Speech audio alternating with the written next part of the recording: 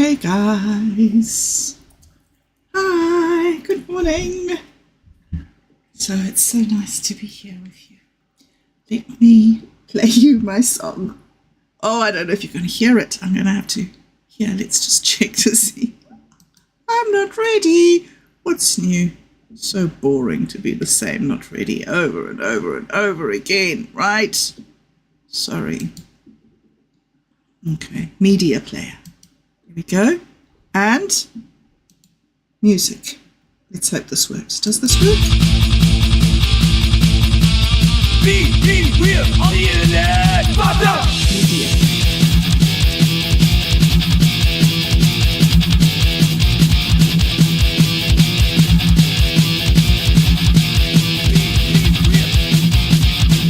Don't be weird. Stop being weird. Don't be weird. Fucked up. Don't be weird. Stop being weird. Don't be weird on the internet. Fucked up. So interesting to me. I love the WY. There's wife. WYF was the first spelling of wife, and it meant the same as slave. It's a very interesting and strange experience, I think, that European women have. I don't know the history of other cultures, but I do know that there is a theory which some people believe is debunked, and other people believe is still a theory. But there is a history in Europe where very large agricultural settlements were established in this very old, fertile land. And the men were the hunters and the women were the gatherers.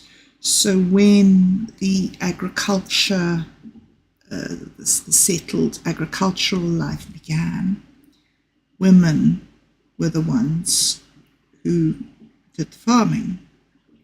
Men did the hunting and the heavy work and the making tools and the protections and as the communities relied more and more on agriculture, the farming, the hunting and the need for fighting became less. And so men had a lot more spare time, and just the whole balance of society shifted. And it became a very passive, peaceful society. And in some areas, there's no archaeological evidence of any defense structures for over 6,000 years. And then there was these massive invasions from the north, the hordes coming, sweeping through.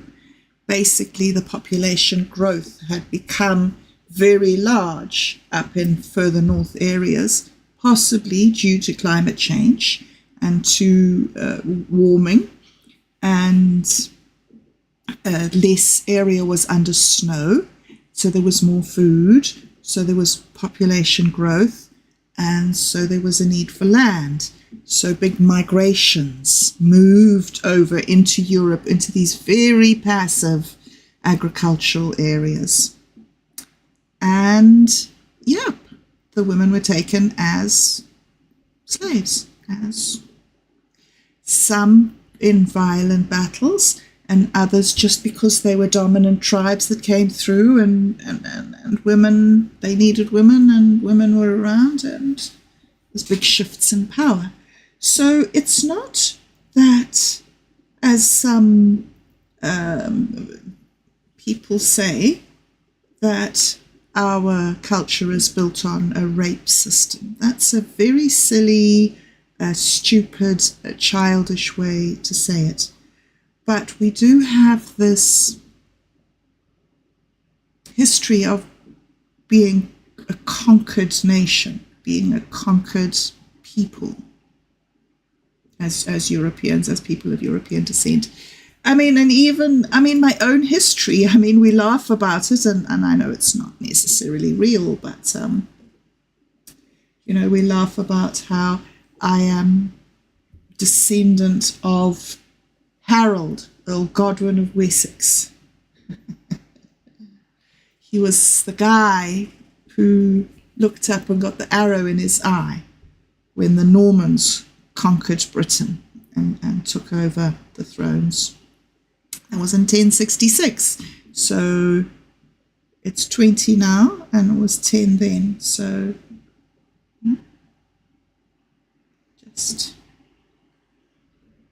just a few years ago, really.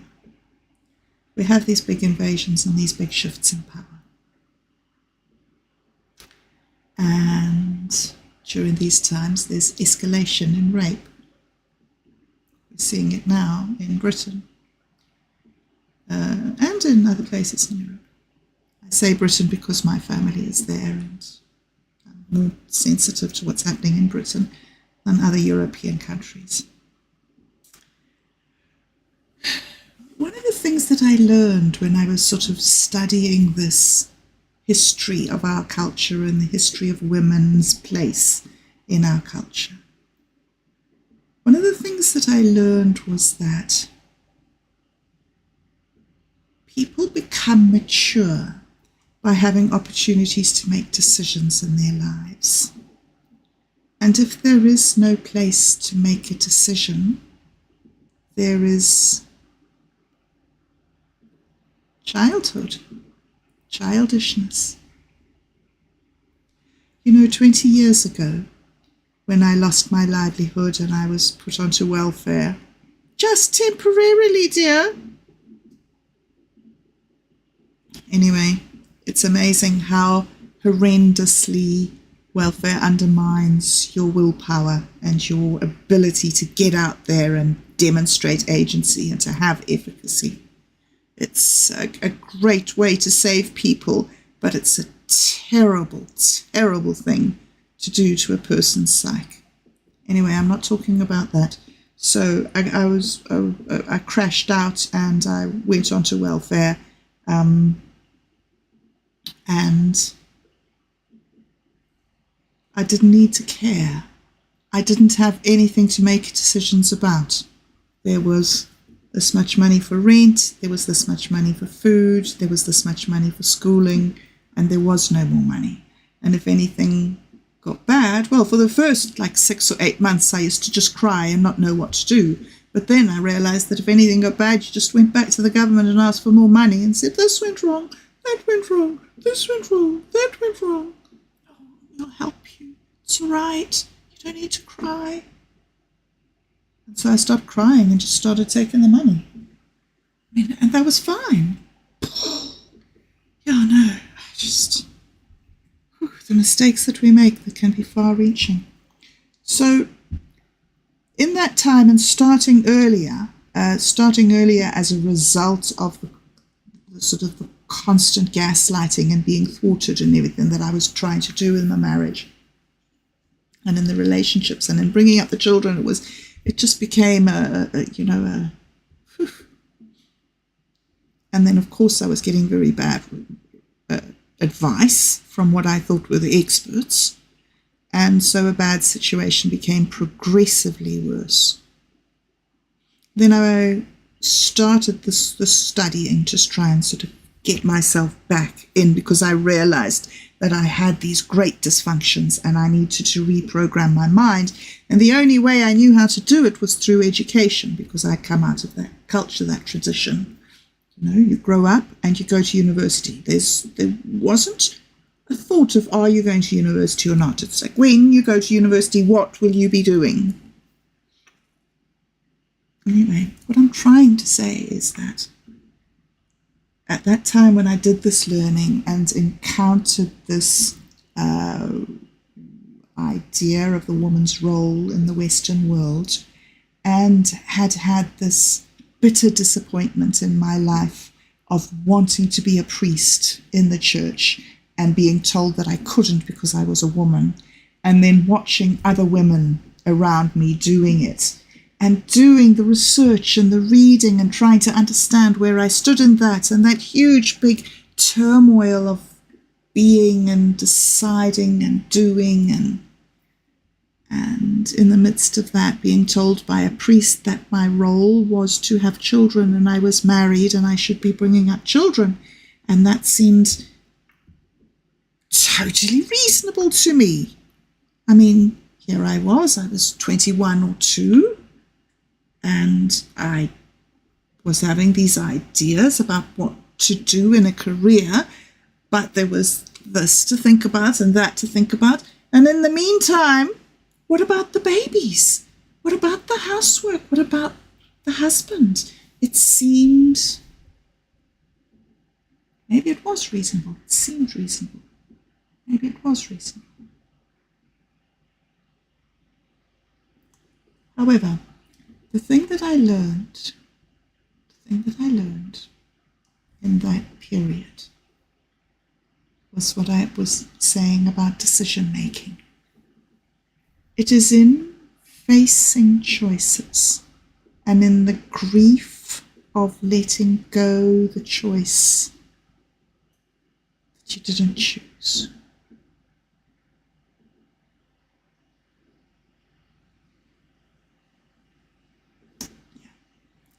That's what growth is. That's what growing up is facing reality through decision making. And that's why when we have tiny children, we don't allow them to make decisions. And what we do as we bring them up is we coach them into good choices and appropriate behavior and dealing with issues. And it's all about this decision making. And I wanted to chat a little bit about decision making today because in my narwhal, of course I'm a day ahead of you, but it's considering the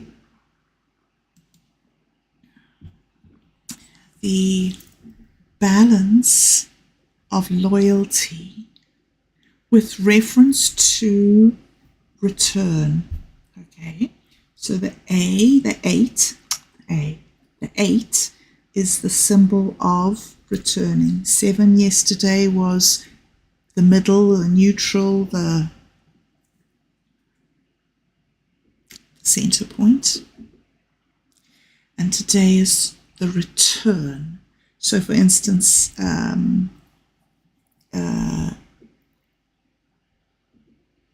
after the dry season, when the rains come back, the return to the earth, or maybe after a run, the drink of water that you have.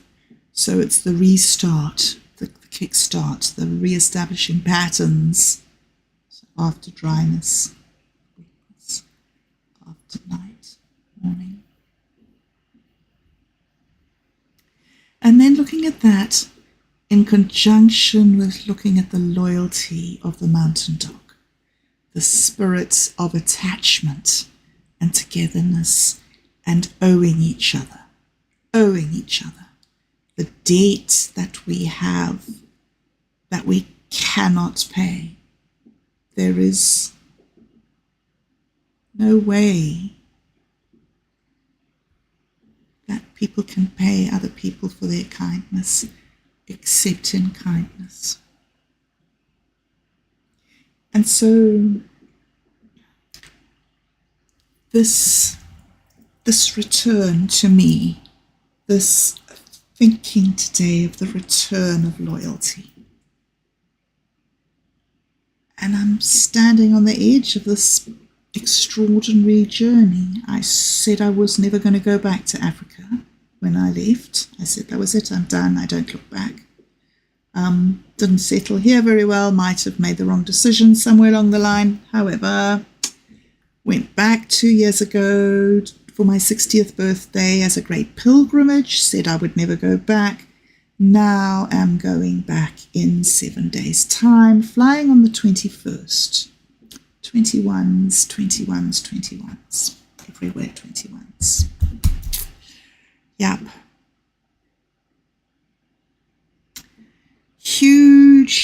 Huge, massive decisions that I have to make about letting things go. I have to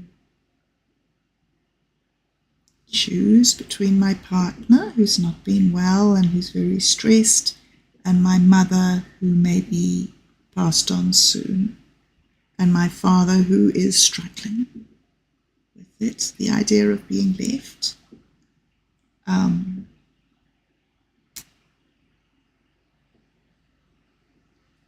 And what must I do about the quantum gathering?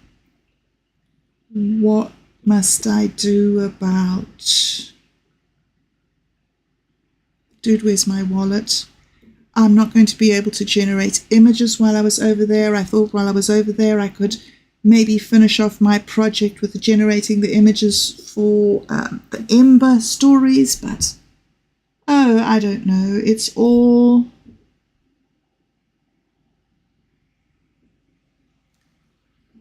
tricky.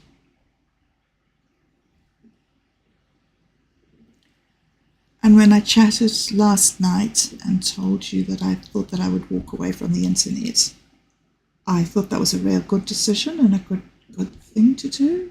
And then at the end of the thing, and I clicked because I was looking at a screen, I was reading stuff, and I wasn't looking at myself like I am again, so I'm not seeing if there's anybody there. No, not at the moment. But last night you were, 2 of you. Thank you so much, Roger and Otto, for joining me. I wish I'd seen you, but again soon. You were there, and I did see that you were there, and bless you for being so lovely and supportive and wonderful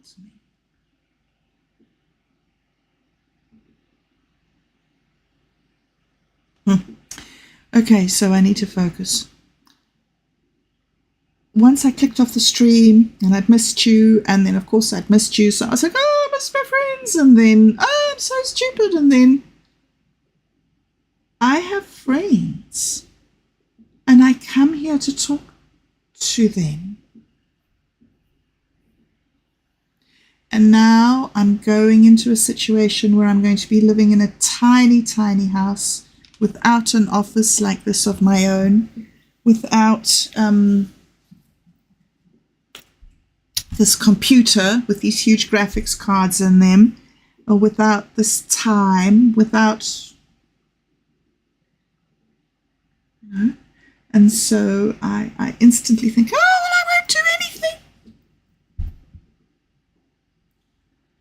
So yeah, I'm thinking today of the return of loyalty, the return of friendship, the return of focus, and understanding that I really need you.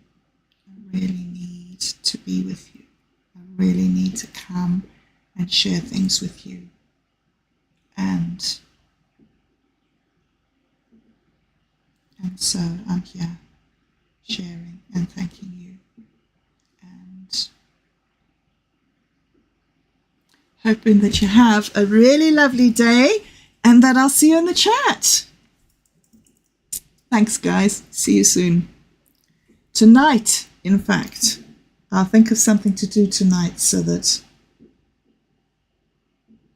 maybe we should look at the vagus nerve a bit, hey? Anyway, 7 days till I go. I've got to see the doctor. I've got to clean the house. I've got to just do the things. Fed the cats, though. Have fed the cats.